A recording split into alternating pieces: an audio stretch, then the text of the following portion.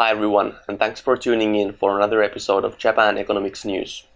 It's been about 1 month now and a lot has happened since the last time we did this. So I have a jam-packed episode full of interesting news, so please stay tuned for that. As always, we are starting this off with looking at the Nikkei index, which is the most popular stock index in Japan. And what is really interesting is how we have almost fully recovered from the March slump that we took here. And this time I actually have a chart that I have been compiling for about maybe 1 month now, which shows who has been buying and selling during this time. No, actually, this chart goes back to January, and it's not up to date because the data I get from the Tokyo Stock Exchange is always lagging behind. But here you can see the colors here are explained. The blue one is foreigners, the red one is Japanese individuals, and you can pause the video if you want to see this more in detail. And the black line here is the Nikkei index. So for example, if you would take the start of the March, you can see here that Japanese individuals were buying a lot of stocks. Whereas the faint blue line here, this is security firms, and they do proprietary trading. So basically they have their own trading desks. They have their trading for their customers, and then they have their own trading section. They have to be separate by law. So here you can see that they did a lot of selling, whereas the individuals were buying. And then we went down with the Nikkei, and a lot of foreigners started to sell around here. The strong blue color is for foreigners. So foreigners were selling Japanese stocks. And then all of a sudden, after we bottomed here in the March, the security firms, their proprietary desks started buying like crazy. I mean, you don't really see these amounts that much. Also, the purple one is for institutes, and I actually called them to ask where the Bank of Japan is categorized in their data. I can show you the original data. It looks like this. So I asked them, where does the Bank of Japan go? And they actually didn't know themselves. But I'm pretty sure it goes to the institutes. So when you see the purple buying a lot, that is maybe an indication that the Bank of Japan has been buying some ETFs once again. Anyway, I'm not going to be derailing into this anymore. Maybe I'll be uploading this later if you want to see it. All right, let's go to the first article here. And the first article is about our friend Development Bank of Japan. And they have been making a lot of loans to businesses. The title here says that to rescue businesses, injection of capital is made. And the loans are actually a certain type of loans. They are what you would call subordinate loans, I think in English. Meaning that if the company goes bankrupt, the loan is kind of a low priority to be collected. So the ones who are holding the IOUs are not as well protected as maybe if you would have so-called normal loans. So they are low priority loans, pretty much. That is what I'm saying. And also they are buying stocks, which is interesting. This time it is not ETFs. This is outright buying the company stock. I mean, it is a preferred stock. So when they buy this kind of stock, they are not gaining ability to vote. So that is a little bit different from common stock. It is here quoted that the Development Bank of Japan is using these subordinate loans and preferred stock, which has no voting right, to inject capital to corporations to help them with these difficult times. Other entities that are making these kind of loans are the Japan Finance Corporation and then the Japan Investment Corporation. And these are all kind of in the gray area in whether they are private or public. I mean, the funding they get is mostly from public sources. So I would say that de facto these entities are public. So it's pretty much the Japanese government using these as an intermediary to push money into corporations. This paragraph was also interestingly written. It says here that these subordinate loans are used as a way to increase the capital of the corporation And this can also help the company to avoid any downgrades where the rating agencies can deem the company to be not as trustworthy, and also help them to receive additional lending, additional financing from financial institutions. So it is kind of like a lifeline for the corporations. I mean, they are not doing so well right now. I'm pretty sure most of you have noticed. So what it comes down to is that the government is doing anything it can do and everything that has to be done to help these corporations not to sink. Also, a government-related person said that because for the airline industry, the car industry, and the steel industry, there has been a huge loss of demand. It seems that these industries are the ones that they are focusing with these subordinate loans and preferred stock buyings. And also their supply chains. Because a problem for supply chain company of a car manufacturer is a problem for them. So they will bail all these companies together. And if you have been watching my news segments earlier, you may have noted that I am not a huge supporter of these kind of programs because I think they are only delaying the inevitable and supporting zombie corporations that should be going out of business.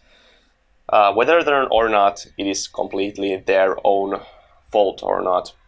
Of course, we can agree that the circumstances are not ideal right now. But that is that article, and we will be going to the next one. So the next one here is about my number and my number card, which I also have referred to in my previous episode. I think it was the one where I talked about the emergency measures of the Bank of Japan and the government. So this is pretty much comparing the cash assistance to individuals that Japan is right now doing. So they are giving about $1,000 to every citizen and everyone who lives in Japan, me included. I can show you my application letter in a minute. And they are comparing it to what other countries, such as the US, is doing. So the big difference is that in Japan, you get this letter in mail that you then have to fill in with your information. You put your bank address in it, and then later they will remit the $1,000 to your account. Of course, it is in yen, but I'm only telling this in dollars because I think it's easier to understand for most of you. And in the United States, they will use your IRS data, so your tax data, to basically automatically transfer the amount to you that you are to be given. So you don't have to be doing any filling yourself. And pretty much what this article comes down to is they are trying to support the view that more people should have this My Number card, and they should digitalize the My Number card. So My Number card is pretty much like a social security number in the States. I think that is the most easiest way of putting it. So here, it is said here that, one quote, so we should upgrade this My Number card system for this digital age that we are living right now. So they are kind of nudging us to go toward the social, social number system, social credit system. Yeah, that's the one. That is already been implemented in China. It is not like 0 to 100, like all of a sudden we have this autocratic big brother government that, is looking over us all the time. No, that is not what I'm talking about here. But they are gradually trying to link this My Number card to different aspects of our lives. So for example, when you put some money in your bank, if your My Number card is linked to your bank account, then the government would be able to get that information in real time. And yeah, of course you can get some conveniences by doing that, but whether or not you should do it is up for you to decide, I guess. So here I talked about the personal assistance just now, the $1,000, and if you would use a My Number card and do the application online, you can get this $1,000 faster than if you wait for the letter to arrive and then manually fill in the gaps there. So that is kind of one way to nudge people to getting this My Number card and utilizing it as they want. Right now, the My Number card is only being held by about 15% of Japanese citizens, so not a lot. And also, don't confuse My Number card to My Number.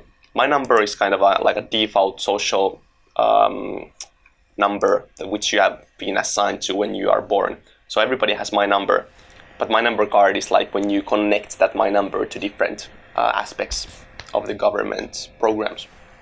So the next one actually came just when I had uploaded my last video, where I summed the total amounts that the Bank of Japan and the government is doing assistance to. And just as I had finished uploading my video, I saw this news article where Bank of Japan announced an additional 30 trillion yen that they are going to do assistance to corporations. And yeah, I didn't think that this would happen as fast as it did, but well, sometimes reality is funnier than comedy, I guess. And these loans also are no interest and no collateral loans, as the previous ones were. And so the total package for Bank of Japan swells up to about 75 trillion yen. And it wasn't that much when in my video, because I didn't account for everything that they are doing for the reasons I talked about in the video. But yeah, right now the overall amount that they are going to do is 75 trillion yen. So about $75 billion. So the way they are going to try to funnel this money to corporations is, of course, they first give this money to financial institutions. But even if you give this money to banks, it is not guaranteed that the banks will then loan this money to corporations that would help the economy. So they will do it like this. They will first loan the money to the financial institutions, and they will then raise the interest that these financial institutions will get from the Bank of Japan deposits if they lend this money to corporations. So this is maybe a little bit hard to understand, but all the banks have a kind of a account with the Bank of Japan. It's like we have accounts with the banks. The banks have accounts with the Bank of Japan. And normally the interest rate for the banks in the Bank of Japan account is like maybe 0 or even negative interest. But if these banks lend money to corporations, then the Bank of Japan will say, okay, you have been a very good bank, so we will raise this interest rate to, let's say, maybe 0.1, it's quoted here. So I don't know how many times this will stack, but basically the more these banks lend to corporations, the better their interest rate with the Bank of Japan account will be. So that is an incentive to them. In addition to this, the Bank of Japan is also increasing the amount of commercial paper that they are going to buy. And right now it seems to have swollen up to 20 trillion yen. And who knows how much it will be in the final amount, but for now 20 trillion yen. Also the special lending facility that they started in March to combat the deflation of the coronavirus, they have decided to extend this lending facility for the next year's end of March, it says here. Actually, the name is funny for this lending facility. It is said here that it is called public market manipulation, and that is exactly what I think it is. So much of the same from Bank of Japan. That's all this news is about. All right, let's go to the next one. Next, we have about the GoTo campaign, which I talked about in my part 1 video of the coronavirus shock. So if you haven't heard of the GoTo campaign, it is kind of a government program that they want to do to increase people's spending. So obviously, because we have this coronavirus situation going on, many people are not going out to eat, they are not traveling, they are not going to concerts, events whatsoever. And this is a huge burden to the economy. So the government decided to make a program to kind of nudge people to go out and spend. And the name of this program is called GoTo Campaign. And no, it's not a joke. It is really called GoTo Campaign. So just go to and go spend whatever. And for now, it seems that they are encouraging people to order food to their homes. And it is also said here that this is at the same time seen as a kind of a method to combat the coronavirus spread. Because obviously, if you don't go outside to eat, you're eating at your home and you're ordering food to your house, it is better than if you would go to the restaurant and then you would be sitting maybe close to other people and so on. So I can see that logic here, but still it is very interesting that the government is helping me order food home. And yeah, I guess if you like Uber Eats or whatever, this is good news. And yeah, right now the GoTo campaign has an allocation of 1.7 trillion yen. And if you're interested in this, please watch the previous video where I talked about the government spending. And they are also planning to give some assistance to lodging houses and hotels, because obviously the tourism industry has taken a pretty big hit because of this coronavirus. And for now, they are only restricting this assistance to people who live in the same prefecture that the hotel is located in. So the logic to that is that people from Kanagawa wouldn't go to Gifu prefecture to travel, because that would increase the spread of the coronavirus. But if people from Kanagawa go to Kanagawa hotels to travel, then that is completely okay. I guess I don't really see the logic here, but that is what they are saying. I guess it's better if you don't go that far to travel, but you're still traveling, so okay.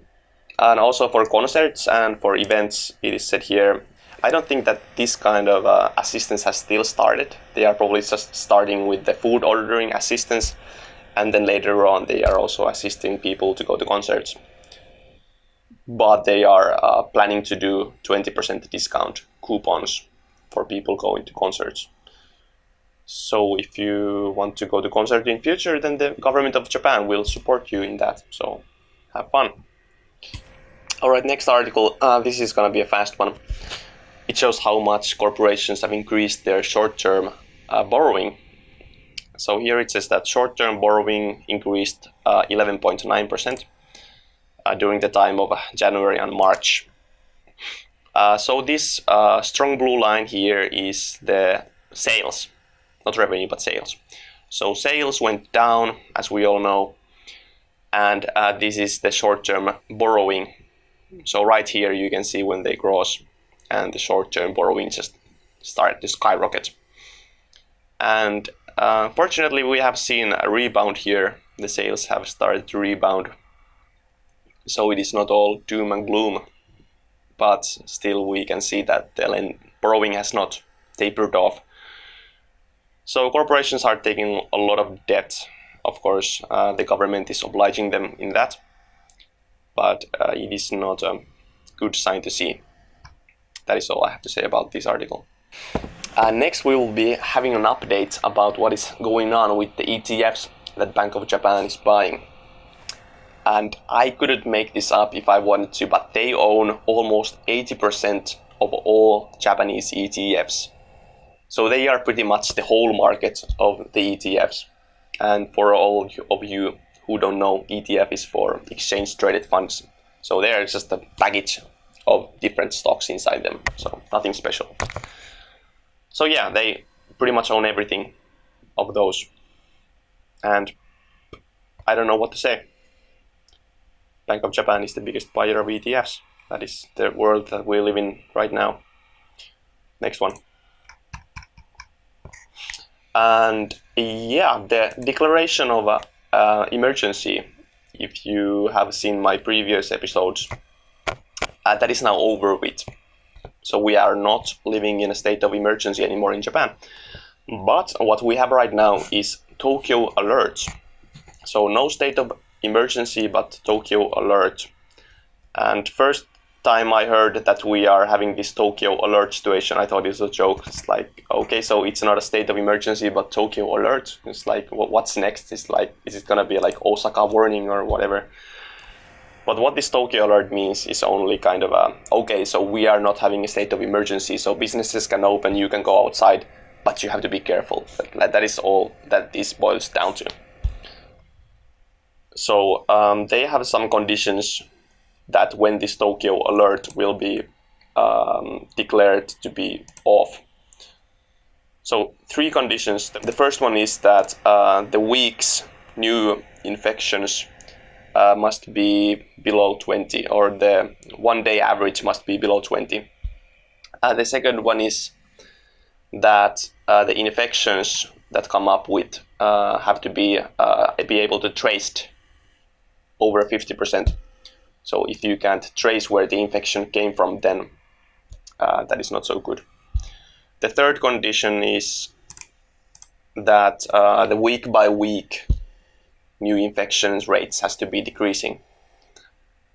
So if even one of these is not met, then the Tokyo alert situation will continue. And what does this Tokyo alert mean? Nothing. It is not enforcing any new rules. It is not forcing people to do anything. They are lighting up some buildings and bridges with red colors to kind of keep people on their toes. So that is all that Tokyo alert is. Enough about that. Let's go to the next one. And lastly, our last article we have about the financial situation of Tokyo, which is not looking very bright. And even the title says here that because of the corona increased budget, the financials of Tokyo is blinking a yellow light. So you can guess what that means. So the amount of reserves that Tokyo has to spend has diminished drastically, and they have had to use a lot of money. For example, the cooperation funds that they have given to corporations that have kept their doors shut has been really expensive. I talked about this in my previous episodes. And also for other kind of social benefits. I mean, people are really struggling and they want to help everyone, which I understand, but if they continue it like this, they won't have anything left for a second or third wave, or whatever else happens in the future. So yeah, it's not the first time that things have gotten this bad. About 2003-04, the situation was also kind of the same, which after we have recovered, but we can see what happens this time. And it is also mentioned here that Tokyo is not the only kind of area that is struggling financially. It is also the other prefectures, but their position is a little bit different because other prefectures can get funding from the government more easily than Tokyo because of the status of the prefectures. Tokyo is not a prefecture per se. It is Tokyo metropolis, which is included in the name Tokyo-to, which is a metropolis. And the other ones are ken, which means a prefecture. And that is all I have for today. Thanks for watching, and I will see you in the next video. Bye bye.